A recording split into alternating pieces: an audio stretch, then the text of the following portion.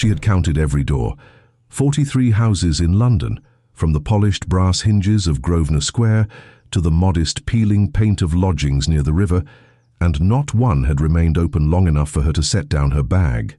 A dead woman's missing brooch, a grieving son's righteous fury, a rumour that spread through drawing rooms the way smoke spreads through corridors, invisibly, silently, until everything smelled of it.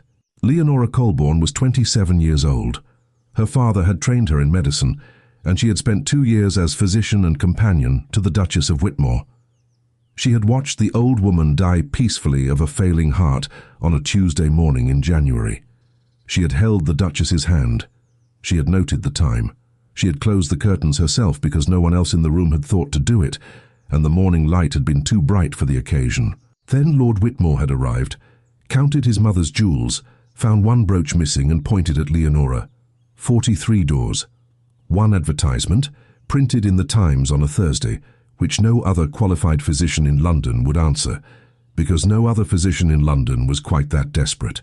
Physicians sought, must be capable of independent work, must tolerate silence, references neither required nor desired. She had read it 3 times at the newsagent's stall. Then she had taken the paper to the lodging house, where she was behind on her rent, and written a letter that same afternoon, brief and entirely truthful, describing her training and her situation in equal measure. She posted it before she could think better of it. 3 days later, a reply arrived. 1 sentence: "Present yourself at Dunmir House, Warwick Lane, on Friday at 9 o'clock. She had knocked on the door at the end of Warwick Lane on a grey Friday morning, her last coin spent, her bag worn thin at the handles. A brass knocker shaped like a hawk. She lifted it without letting her hand shake, a skill she had spent the last 3 months perfecting. The door had opened, and what waited on the other side would change the shape of everything she thought she knew about healing, about silence, and about the kind of courage that does not announce itself. This is a story of a man who carried a battlefield home inside his chest, and a woman who had learned that the world's opinion of a person is only ever one half of the truth. It is a story told in ink and whispers, in the smell of pine resin and linen and February rain, in the weight of a notebook pressed into a pair of cold hands. It is the story of what happens when 2 people who have both been broken by other people's choices find, between them, a quiet that is not emptiness.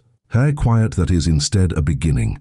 Tell me in the comments, where are you listening from tonight? Your city, your hour? I read every single one. The entrance hall of Dunmir House smelled of beeswax and cold stone and something medicinal she could not immediately identify. Pine, perhaps, or camphor.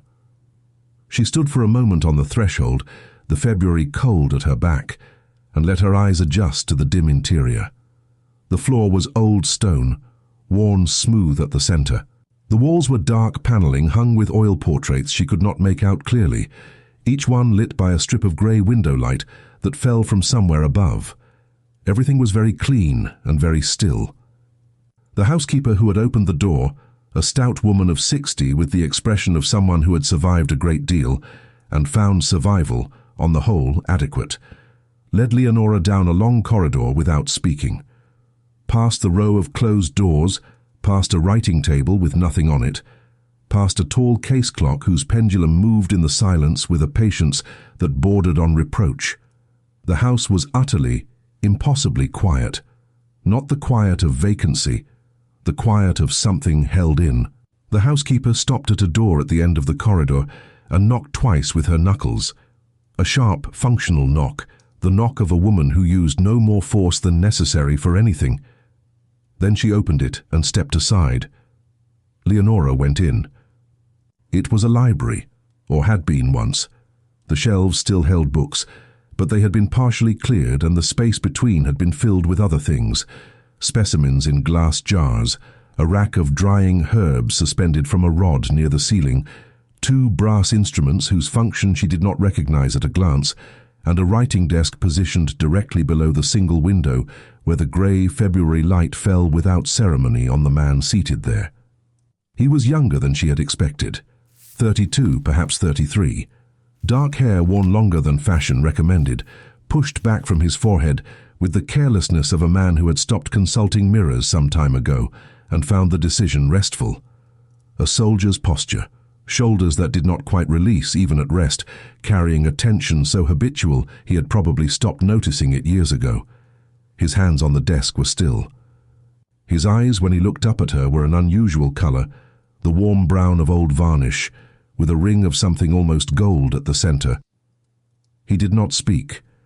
He looked at her for a long moment, without the evaluation she was accustomed to, which moved from her dress to her face to her hands and back again, measuring value in the order it expected to find it. This was a different kind of looking. The look of a man trying to determine something more specific and less easy to name. Then he picked up a card from the stack beside his inkwell and wrote. He held it out. She stepped forward and took it. "Can you treat a man who refuses to be examined?" Leonora considered that for a moment. Then she took the card, turned it over, and wrote on the back with the pen he extended toward her without a word. "I have not tried yet, but I am capable of independent work, and I do not require my patients to speak." He read it. The line of his jaw shifted, not a smile, but something adjacent to one, something that moved through his expression and was quickly gone, like the shadow of a bird crossing a lit wall. He set the card down. He wrote another. "Sit down, Miss Colborne." She sat. The interview took 40 minutes and was conducted entirely in writing. He asked about her training. She wrote about her father's practice in Bath, the 7 years she had spent at his side from the age of 12 onward, learning to mix a compress and read a pulse and sit with dying people in a way that did not make them feel they were already gone. She wrote about the 2 years with the Duchess of Whitmore in plain language and without apology. When she reached the matter of the accusation, she did not flinch and did not embellish. "I was accused of taking a brooch belonging to the late Duchess. I did not take it. I have no proof of that beyond my own word, which I understand is of limited value to a stranger. I am telling you because you asked for no references, but I will not begin employment with an unspoken thing between us." He read it twice, then he wrote, "What happened to the brooch? I believe it was placed in her travelling case before her death. The case went to her nephew in Bristol. Lord Whitmore did not look there. He preferred to look at me." He set the pen down. He turned to the window and looked at the February rain falling against the glass, and Leonora waited because she was very good at waiting. Waiting was the skill her father had considered most essential and most difficult to teach, and she had been practicing it since she was 12 years old. The smell of camphor and pine was stronger here, close to his desk. There was a small jar of dried rosemary on the corner, and it had the look of something placed deliberately rather than decoratively, not for aesthetics, but for use, its position suggesting it was reached for often and without thought. She noted it. She noted everything. After a long moment, he picked up the pen. "The position pays £12 per quarter. Your duties include the care of this house's only patient, management of the medical stores, and access to the library for your own study if you require it. You will have Sundays. You will not be asked to receive guests as there are none. Are these terms acceptable?" They were considerably better than she had dared to hope. She did not let that show. She wrote, "Yes." He wrote, "I am Silas Eversley. You may call me Your Grace when it is necessary, and simply Sir in ordinary speech. I will not be offended if you call me nothing at all." She wrote, "And what shall I call this?" She gestured between them, toward the stack of cards, the pen. "This method of yours." He looked at the gesture. Then he wrote in smaller letters than before, as if the word required less ink than others. "Necessary." That was the end of the interview. Mrs. Peel brought her bag from the entrance hall. Leonora was shown to a room on the second floor that faced the small walled garden at the back of the house. Fresh linen and cedar, and a fire already lit, which she understood from the efficiency of it that she had been expected to succeed. The housekeeper set down a tray with tea and retreated without ceremony. Leonora stood in the center of the room for a moment, listening to the house around her. The tick of the case clock downstairs, the rain against the window. Then she sat on the edge of the bed, placed her palms flat against her knees, and breathed. Then she unpacked her bag.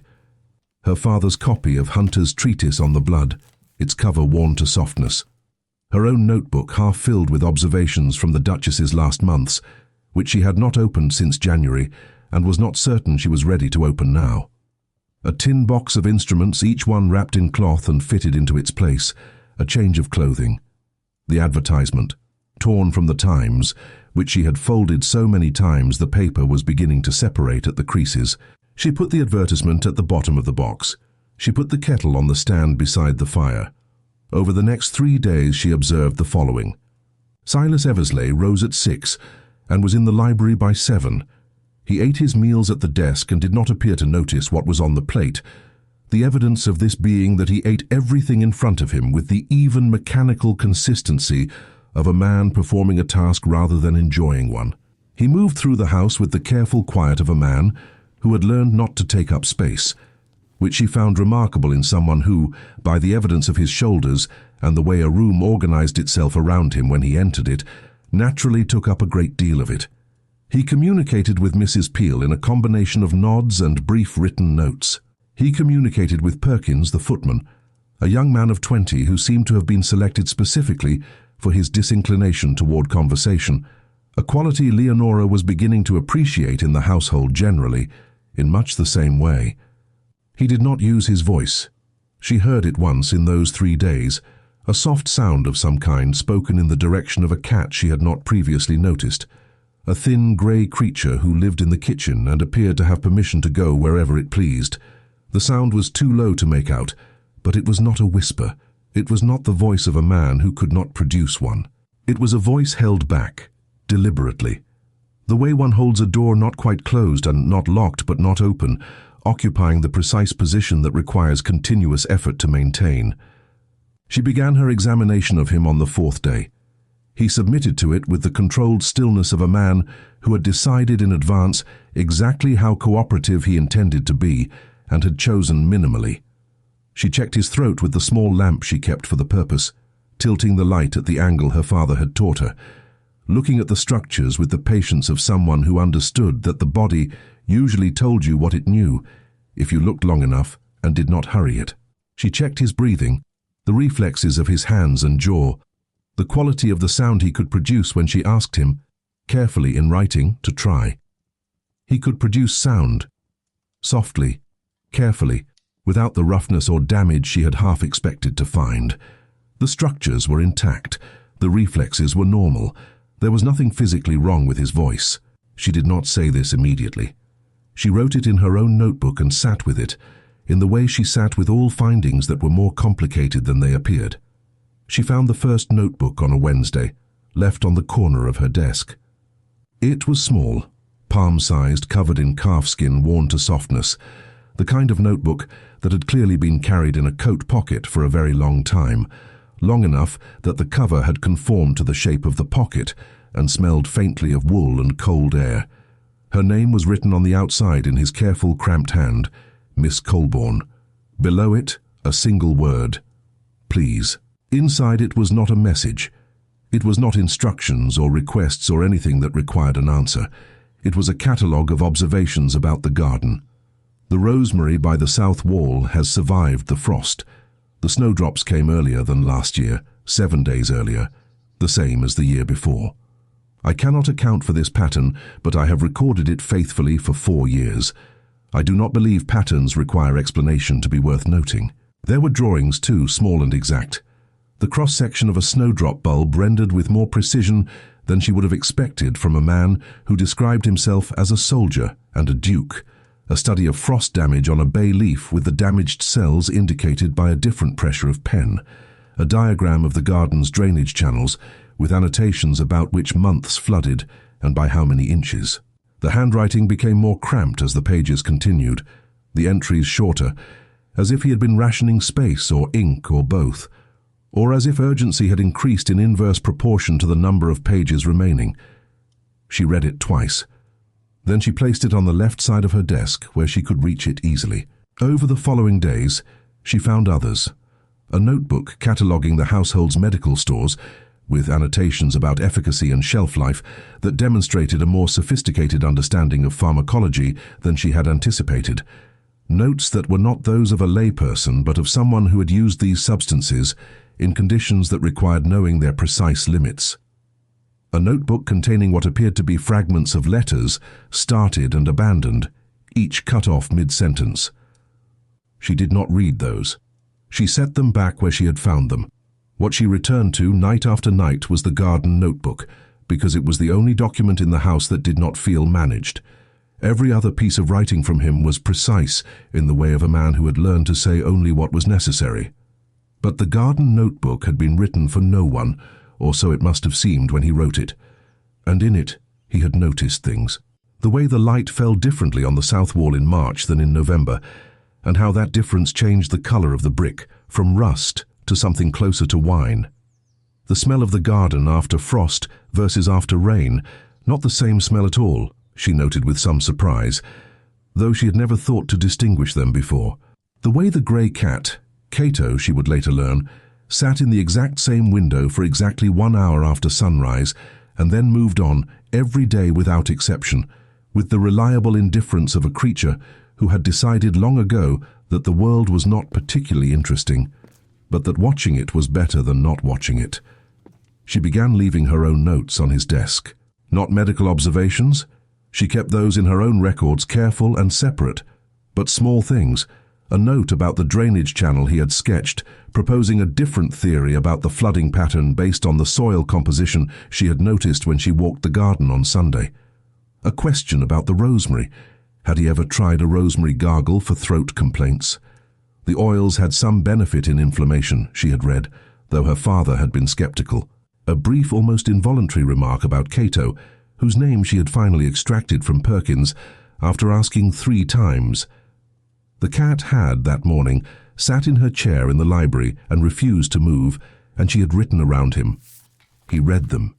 She knew because she watched him. Not obviously, not in a way that would have made him self-conscious, but she was a physician, and physicians were trained above all else to observe without seeming to. He read her notes, and then sat for a moment after, not moving, sitting with whatever the words had produced in him. Something shifted in the set of his jaw. His hands, resting on the desk, became very slightly less still. The next morning, there was a new notebook on her desk. This one had her question about the rosemary answered, in a paragraph that was considerably longer than anything he had previously written to her, longer by half at least. He had tried the gargle, had tried it in the autumn before she arrived, the first attempt in 2 years to address his condition by any means other than simply continuing with it. He had found it insufficient alone. He had then tried a combination of rosemary oil and warm honey applied directly, which had produced some improvement he attributed, with analytical honesty, more to the warmth of the honey than to any specific property of the rosemary. He described the sensation of that improvement with a precision that made her sit up straight in her chair. The constriction in his throat was not constant, but variable, worse in the early morning and after strong emotion, better in the evening and after work that required his hands rather than his mind. After strong emotion. She read that phrase 3 times. She sat with it the way she had sat with the finding that his throat was physically intact. Then she picked up her pen. The library had a concealed compartment. She found it on a Thursday afternoon in March. When she moved a low shelf of periodicals to get at a water stain she suspected of concealing damp in the stone wall behind. The shelf moved more easily than it should have. She stopped, her hands on the edge of it, and waited. Then she moved it a little further. The wall behind did not conceal damp.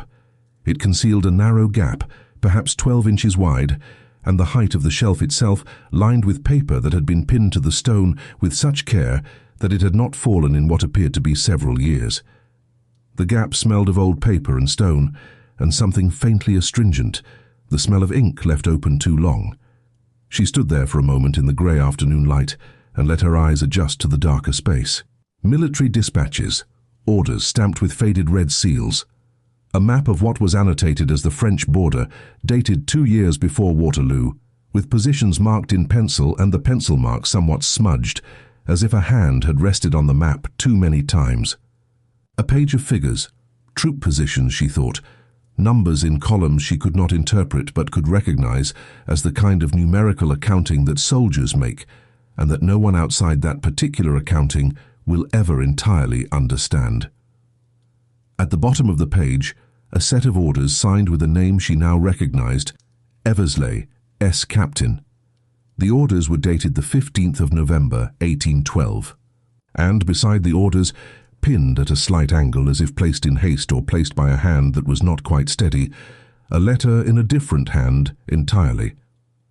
An older hand, spidery and elegant, the kind of penmanship that had been taught in a different century by a governess who believed that handwriting was a reflection of character, and had acted accordingly.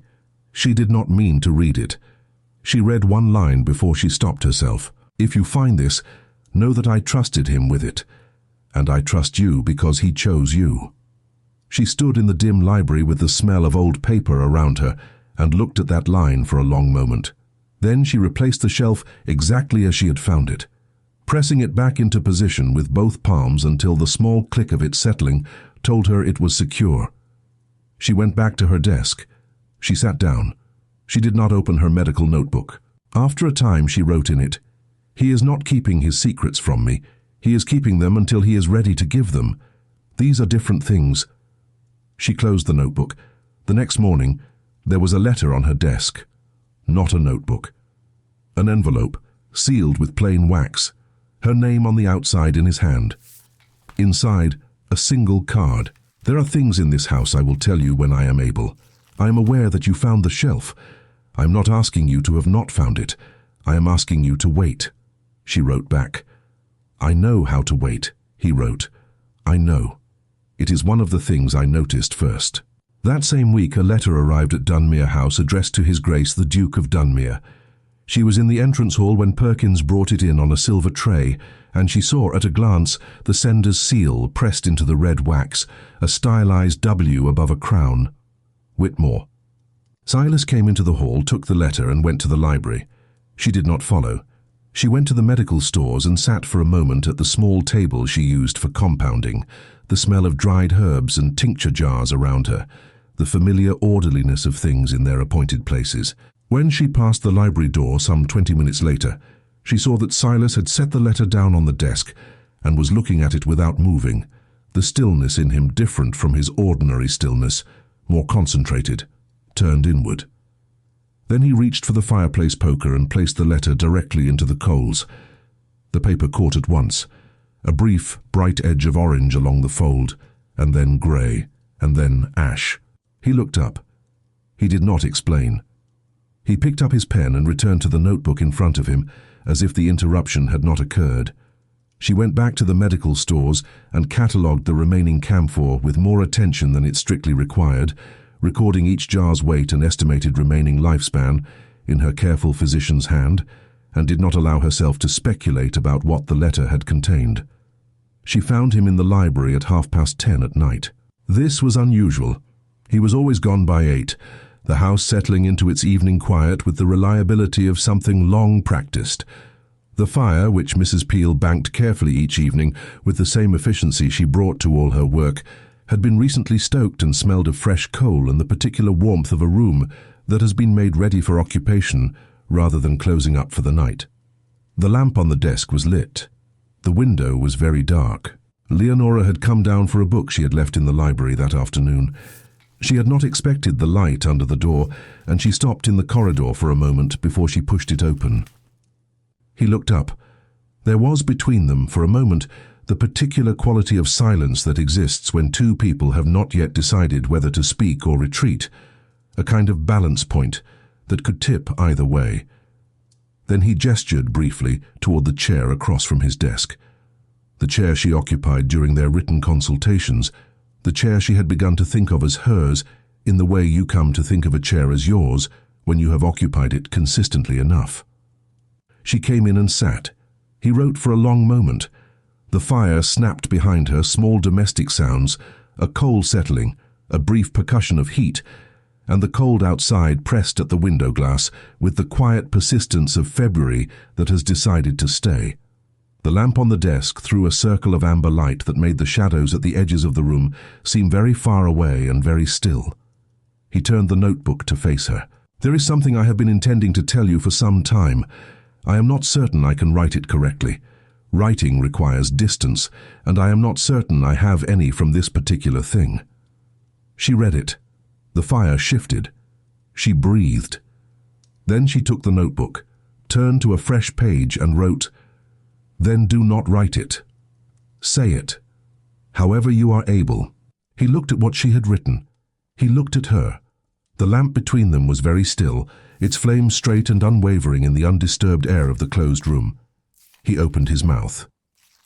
What came out was barely sound at all, a breath with shape, a voice pared down to its simplest element, air, moving through a particular configuration of tissue, carrying the barest possible cargo of meaning. 2 syllables. His jaw tightened afterward, the way a hand tightens after it has lifted something heavier than expected. She watched the muscles of his throat work once, twice, then still. Birch Ridge. Then he picked up the pen. On the 15th of November, 1812, I was a captain of infantry on the French border, and I was given a choice that I should not have been given because it was not a choice any person should be required to make. I had 60 men I could move to safety along a route that was about to close. I had 12 men I could not reach in time by that route. I had perhaps 4 minutes before the decision was made for me by the closing of that route or by other means. I ordered the 60 moved. The 12 were left in position. They were recovered 2 days later by a French patrol, and they did not survive their imprisonment. She read it once. Then she read it again. She did not say, "It was not your fault." She did not say, "You had no choice." She was a physician. She had sat with people in rooms after very bad things had happened, and she had learned that the most honest thing you could give a person was not reassurance, but attention. She wrote, "Tell me about the 12 men." He looked at her. In his expression was something she had not seen there before, something that had not expected to be met where it stood, something that had been braced for a different kind of response and had not entirely caught up with the one it was receiving. He wrote. He wrote for a long time, longer than anything he had produced in the months since she arrived, filling 3 pages in the close, cramped hand that became closer and more cramped as he went. Not the decision, not the battle, the route, the mathematics of 60 and 12. She had not asked for that. He wrote about the men themselves. Private Thomas Ault, who had been a baker before the war, who had the largest hands in the regiment, and who spent his leave drawing buns in the margins of duty rosters with a precision that suggested he missed his trade more than he had admitted to anyone. Corporal Edmund Henny, and here he paused, and she could see from the way the pen rested on the page that he was holding something, who could not read, but who had the best memory in the regiment, and had memorized 16 pages of general orders by listening to them read aloud, asking for each page to be read twice before he indicated he was ready for the next. The 2 brothers named Stark, who were never more than 10 feet from each other in any situation they had the choice about, who were found the same way, which was the detail he wrote last and most briefly, because some things are completed by not completing them. He wrote all 12 names. She sat with him in the lamplight and read each one as he wrote it, slowly, not rushing past any of them. When he had finished, he set the pen down. She did not close the notebook. She set it between them on the desk and reached out and placed her hand flat on the page, covering the last name. Not in erasure, as acknowledgement, as the gesture her father had made once over a patient's chart when words had not been the right instrument. He looked at her hand. His own hands on the desk on either side of the notebook were very still. Then he looked away, toward the window and the cold and impenetrable dark beyond it. When he finally looked back, he was still not speaking, but his breathing had changed. Something in it had loosened minutely, the way a tightly wound thread loosens when the tension is released, not all at once, but gradually, the fibers finding their own level. Lord Whitmore arrived on a Tuesday morning in April with a carriage, a footman, and the particular energy of a man who had rehearsed his entrance. He was shown to the entrance hall.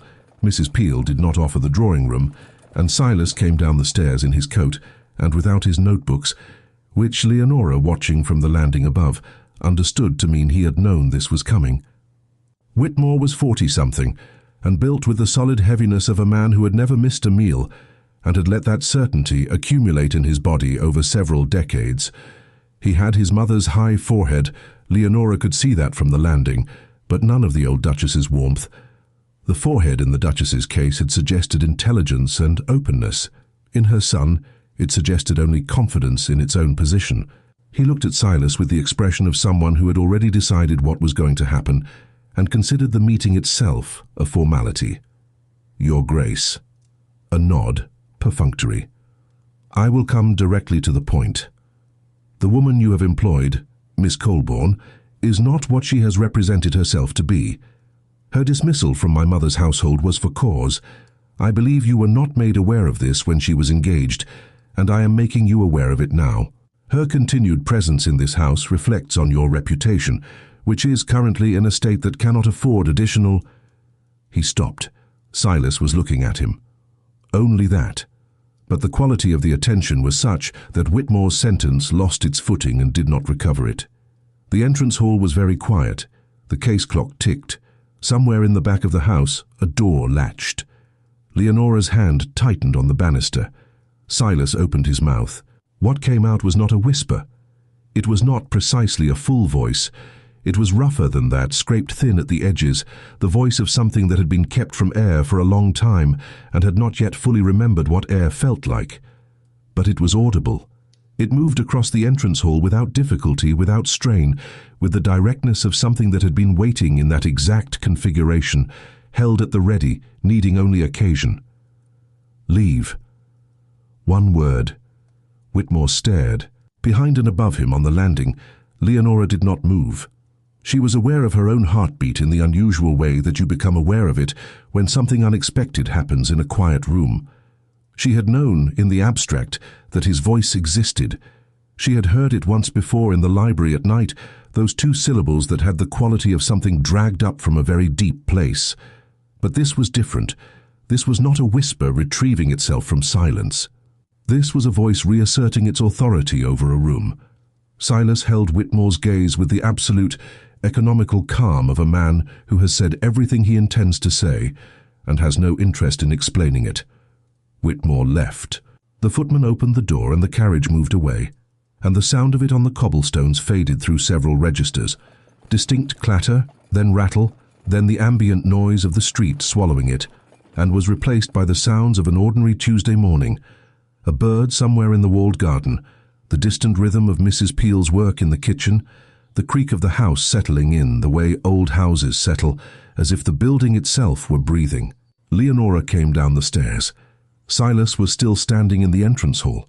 He had one hand raised slightly, not quite touching the side of his own throat, as if to verify something he was not certain of. His face was not readable. His breathing was careful and deliberate, the breathing of a man counting something. She stopped on the second step, which put her for once nearly at his height. She looked at him. He turned to look at her. His eyes, that warm, dark gold, that color she had spent 3 months studying over the tops of notebooks and across the width of a desk in lamplight and daylight, and the grey, indifferent light of February, were very direct, and behind the steadiness of them, very tired. He lowered his hand. He turned and walked back toward the library. She followed. He sat down at the desk and picked up the pen. He wrote, and the pen pressed harder against the paper than usual, and she could hear the difference, the small, precise sound of a man putting more weight than he intended into every downstroke.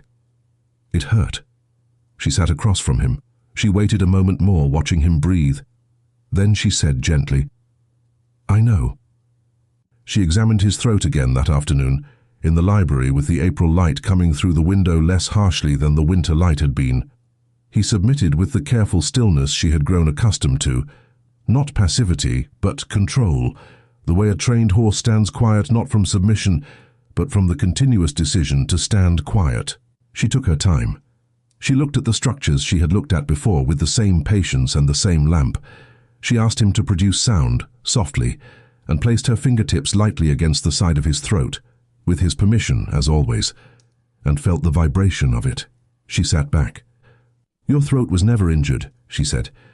She spoke quietly, the way she would explain something to a patient who required clarity, not softness. "I mean, physically. The structures are intact. The reflexes are exactly what I would expect in a healthy man of your age and constitution. There is no damage from years of disuse.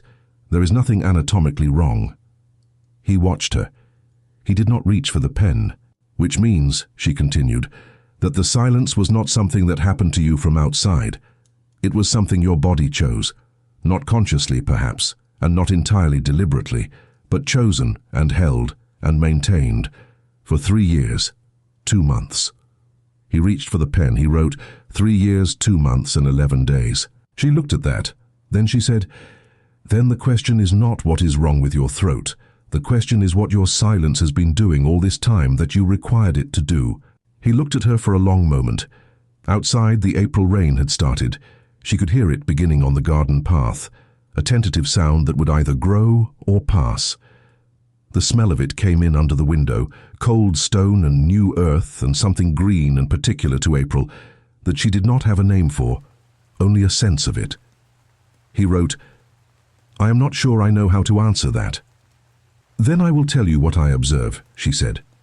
She folded her hands on the desk, a gesture she had learned from her father, the physical signal that what followed was a considered conclusion rather than a provisional one. "You use your voice when something matters more to you than the silence.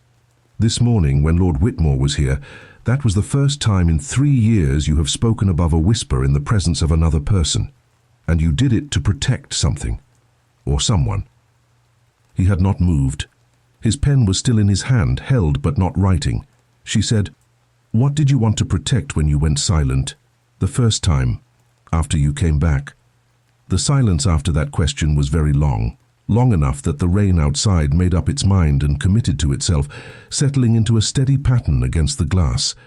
The fire ticked in the grate. She waited. He set down the pen. He picked it back up. He wrote, and it was not quick. She could see from the way the pen moved that each sentence was arrived at rather than simply produced. "After Birch Ridge, I came home. I told myself I came home for the usual reasons, the title, the estate, duty, the things a man of my position is supposed to come home for. But I came home because I could no longer stand to hear my own voice give an order. Any order. The command I gave at Birch Ridge sounded in my memory identical to every other order I had ever given. The same tone, the same manner. I could not distinguish it from the orders that had resulted in something other than 12 deaths. And so I stopped giving orders. I stopped speaking of any consequence. And then I stopped speaking altogether because I could not find the line between speech that mattered and speech that did not. And I was afraid of what I might say if I stopped watching." She read it twice. Then she said, "I want to show you something." She went to the narrow window at the side of the library. Not the large one that faced the garden, but the smaller one that looked onto the passage between Dunmir House and the building next door. A strip of space so narrow that even in summer it received only an hour or 2 of direct sun. She waited until he came to stand beside her. He stood close enough that she could feel the slight warmth of him, the specific temperature of a person standing still. She said, "Look at the passage." He looked. "There is a wall on your left," she said. "The wall does not know it is closing off the light, it simply is what it is. And there is still light in the passage. Not much, but some. It comes over the top of the wall, or under the edge of it, or through that crack there in the 3rd course of bricks. Do you see the crack?" He was looking at it. The silence held a specific quality. "Light does not stop existing because a wall is in the way," she said. "The question is only whether you can find the crack, or whether the wall decides one day to let something through." She looked at him. He turned from the window. He said, in the roughened near whisper that was not quite a whisper, and not yet a full voice, the voice he had been practicing on the distance between them since November. "Miss Colborne." She waited. "I need to tell you something about the Duchess of Whitmore." She was very still. He crossed back to the desk. He opened the bottom drawer, the one she had never seen opened, which had no lock but which no one had opened in her presence, which amounted to the same thing, and removed an envelope. It was old, the paper slightly soft at the edges with age, the seal opened carefully and resealed imperfectly, the way one reseals something one has read and then regretted reading, or regretted having needed to read. He held it out. She took it. Inside was a letter in the elegant spidery hand she recognized from the single line in the hidden compartment. Not a fragment this time, but a full page, both sides covered in that careful handwriting that had been taught by someone who believed penmanship was a form of honesty. "Dear Silas," it began, "not your Grace, not Captain Eversley. not the formal modes by which the world addressed him, but the unguarded name, the name of someone who had known him before the weight of title and war and silence had accumulated around him like sediment. If you are reading this, you will know that I am gone. I have written to you in advance of my going, because I find I do not trust my son to manage what comes next without direction, and I cannot think of anyone else I trust more. My companion, Miss Colborne, is a physician of genuine skill, a woman of complete honesty, and a person my son will attempt to destroy the moment I am no longer present to prevent it. He will accuse her of something. He does this reliably with women who do not defer to him, and he is very effective at it, and I have watched him do it twice already with women who deserved better. I am enclosing a separate note about where my traveling brooch actually is, in the left-hand pocket of my traveling case, given to my nephew in Bristol, where I placed it myself because the clasp had loosened and I could not bear to lose it on the journey. This note is for a magistrate if one is needed. Take care of her if you can. I believe she will also take care of you, which is something I suspect you are rather badly in need of. I say this without presumption. I have known you since you were 3 years old, Silas, and I say it as someone who has been paying attention. She read the letter to the end. The handwriting grew slightly less regular in the final paragraph, the way handwriting does when the person producing it is very tired or in some pain, and she recognized that loosening as something she had seen before, in letters and documents produced in the last weeks of a life that was approaching its end, with the person's full knowledge. She folded the letter. She held it for a moment in both hands. When she looked up, Silas was watching her. His hands were flat on the desk on either side of the empty drawer, and his expression was not the controlled, managed thing she usually saw. He looked like a man who had set something heavy down and was uncertain what to do now that his hands were empty, uncertain whether the lightness in his arms was relief or loss, and aware that it might be both. She said, "You have been holding this since I arrived." He wrote, "Since before, since she wrote to me. I recognized your name in my own advertisement the day you answered it." She looked at him steadily. "You placed the advertisement knowing I would need it." He wrote, "I hoped you would see it. I was not certain you would answer it, and I was not certain when you arrived that I was capable of being the person she described. She said I had integrity. I was not confident she was correct. She said, 'Why did you not tell me sooner?'" He wrote more slowly than before, the pen moving as if each word were being tested before it was committed to the page. "I thought I should demonstrate it first, whatever integrity she believed I had. I did not think it fair to ask you to trust me on her word without giving you evidence of your own." She sat with that for a moment. Outside, the April rain had softened to something barely audible, a mist more than a rain, turning the garden beyond the window into something blurred and close and entirely itself, existing without reference to the house or the people in it.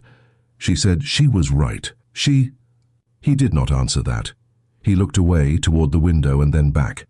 The line of his shoulders very slightly changed. Something in the sustained tension of them releasing, not all at once, but by degrees, like a knot that has been worked at long enough to begin to give. The magistrate's letter arrived on a Friday morning in May. Silas had written to the magistrate 3 weeks after Leonora's arrival. He told her this in the weeks following his confession, with the same careful economy of words he brought to all important things, offering each piece of information as if handing over something that had been in his possession for longer than was comfortable. He had enclosed the Duchess's letter, the note about the brooch, and a brief document from his solicitor that addressed certain matters relating to Lord Whitmore's financial conduct, which Silas had come to know about during a period of his life he described only as the years before he came home. The magistrate's letter was brief and entirely satisfactory. Lord Whitmore had, in the course of investigation into the Duchess of Whitmore's estate, been found to have fraudulently redirected funds over a period of 4 years. The brooch had been located in Bristol, in the nephew's possession, exactly where the Duchess had said it would be. Miss Colborne's name had been formally cleared from the household agency's records. All references to her alleged conduct had been retracted. She read the letter at the breakfast table in the small room off the kitchen, with the morning light coming through the window at its practical, unsentimental angle, and the sound of Mrs. Peel's work in the kitchen beyond the door, and the smell of the tea she had just poured going warm in the pot beside her. Silas came in at 8:30 with a cup of coffee, black, no sugar, the only constant in his eating habits, and sat down across from her at the table, which he had not done before at this table, this being her table, the informality of it belonging to her mornings, in a way she had not articulated, but that he seemed to have understood. He said in the voice that had grown a little less raw over the past weeks, a little more used to being used, still quieter than most, but no longer the near whisper it had been. "You are free to go." She looked at him. He said, "If you wish to. I want you to know that." She considered the garden through the window. The snowdrops were long gone. There were daffodils now, vivid and uncomplicated, and the narcissus she had noticed weeks before, and the rosemary was growing strongly along the south wall, exactly as the garden notebook had said it would. He had been right about the frost, right about the drainage, right about all of it. She thought about 43 doors. She thought about a letter written by a woman she had loved, who had written to a recluse she had also loved, and who had, with the precision of someone who had been paying attention for a very long time, arranged for them to be in the same house together without either of them being told that was what was happening. She said, "Do you want me to go?" He was quiet for a moment. The coffee steamed between them. Outside the window in the garden, a sparrow landed on the garden wall and regarded something beyond it with the focused attention of a creature that had not yet decided whether whatever it was seeing was a threat or merely interesting. He said, "No." She said, "Then I will stay." He nodded once, with the economy that was his way of expressing things he considered settled, and then he picked up his cup. It was not in the end the last thing either of them said that morning, but it was the most important, the kind of thing that once spoken plainly between two people who have both learned not to waste words does not require elaboration. It simply becomes part of the structure of what follows, present in everything and remarkable only when you consider how long it took to arrive. The letter arrived in the following spring, addressed to His Grace the Duke of Dunmir, in an unfamiliar hand, a careful, unpracticed hand, the hand of someone who wrote formal correspondence rarely and had taken some trouble over it.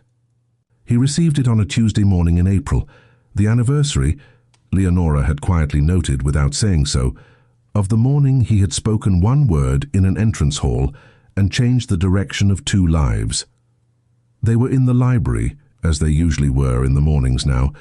She at her corner desk with her medical texts, her notebook open to an entry she was revising, a small pot of the rosemary and honey compound she had been refining since January within easy reach. He at his desk under the window with the garden notebook open, the observations for March newly entered, the first entries for April begun. Cato was on the windowsill. Cato was reliably on the windowsill. Silas broke the seal. He read the letter once. He set it down on the desk and looked at it for a long moment, the quality of his stillness different from his ordinary stillness. Not the contained, managed stillness of a man maintaining something, but the stillness of someone receiving something that has arrived after a very long time in transit. She waited. He picked up the letter and held it out to her. The writer identified himself as the son of Private Thomas Alt, who had been a baker before the war, who had drawn buns in the margins of duty rosters with the precision of a man who missed his trade, and who had spent 2 days in a French patrol and had not come home. The son had heard, through the circuitous, improbable channels by which such things sometimes find their way from one person to another across years and distances, that the Duke who had given the order at Birch Ridge had not forgotten, had kept the names, had carried them for 13 years and had not set them down. He wanted the Duke to know that his father had spoken of the captain, before the end, in the way that soldiers speak of the men they serve under when the situation has been very bad and the man has been very good. He wanted the Duke to know that the family had understood, in the way that soldiers' families learn to understand, because they have no other choice, that some decisions are not made by the man who makes them, that circumstances make them, and men are left only with the weight of what follows. He wanted the Duke to know that the weight was not theirs to carry alone. The letter was signed, George Alt, Bath. She read it once. She looked up. Silas was looking at her. She handed the letter back. He took it and held it for a long moment in both hands, not crushing it, not pressing it flat against the desk, but holding it with the deliberate care of someone receiving something fragile that has survived a long journey and needs to be held as such. He set it down. He set his hand flat on it, the way she had once set her hand over the last name in his notebook.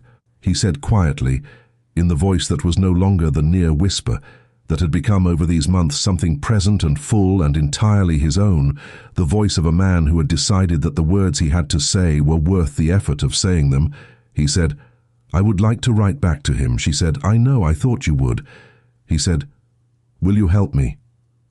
She looked at him, at the warm, dark gold of his eyes in the April light, at the unhurried line of his jaw, at the hands that had written her name on the cover of a garden notebook with the single word, "Please," and then written 12 names below a line she had asked for, and she said, "I have been here the whole time." He pulled a fresh sheet from the drawer. She pulled her chair around to his side of the desk. Cato, disturbed by the rearrangement, relocated to the lower end of the windowsill with a single reproachful assessment of the proceedings and resumed his vigil.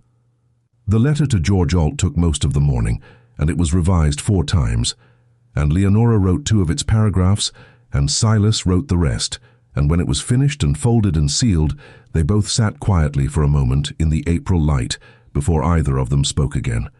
The rosemary along the south wall was growing strongly. The garden notebook was open on the desk. The house was quiet, not the quiet of something held in, the quiet of something set down, where every gesture is a poem.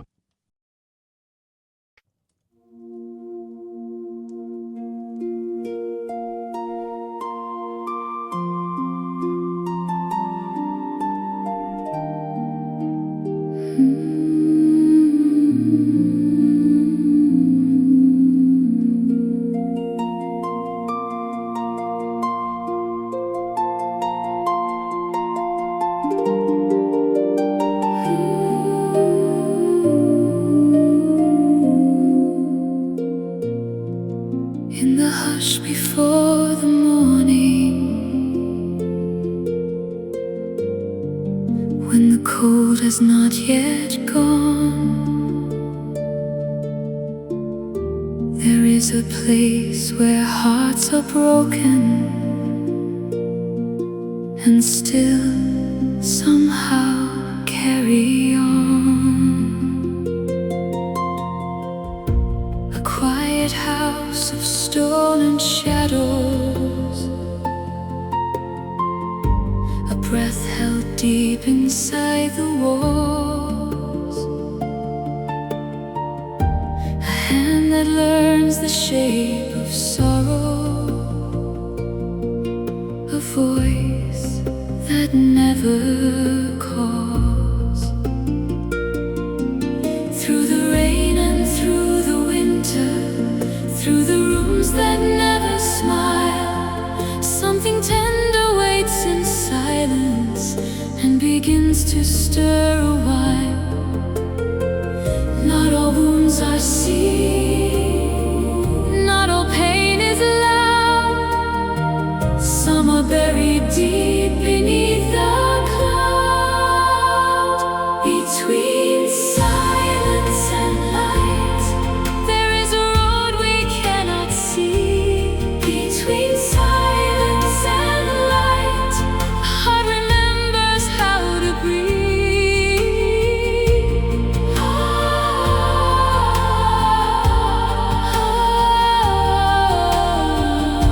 And every shadow fades tonight between silence and light.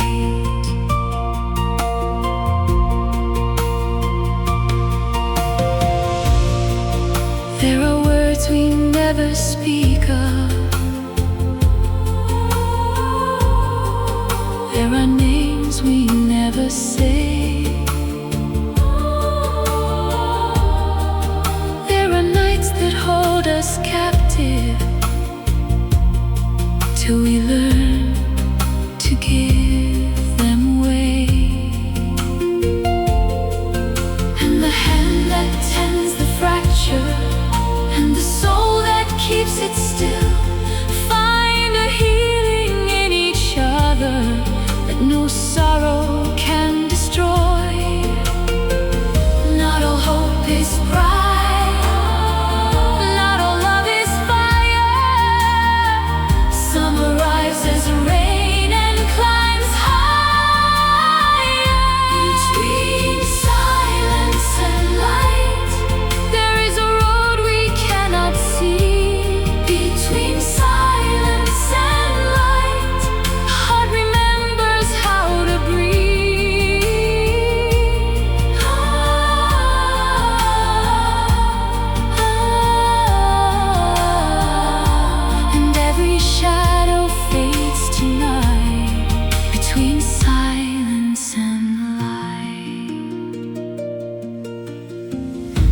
the dark has taught us waiting, then the dawn will teach us grace.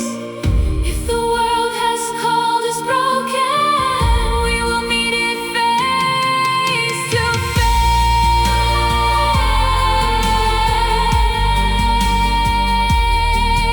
to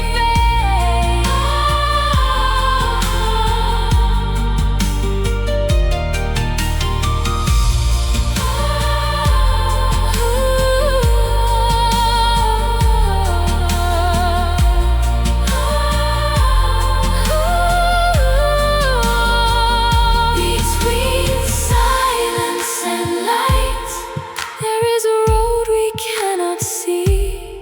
Between silence and light, a heart remembers how to breathe. Between silence and light, there is a road we cannot see. Between silence and light, a heart remembers how to breathe.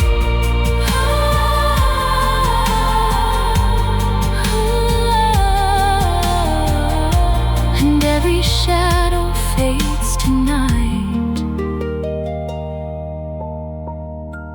Between silence and light,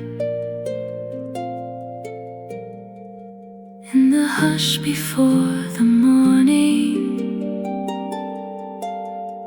love begins and stays.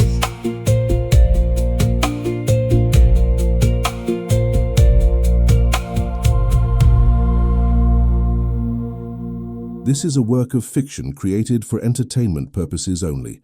Any resemblance to real people, places, or events is purely coincidental. The story contains emotional themes and may not be suitable for all audiences.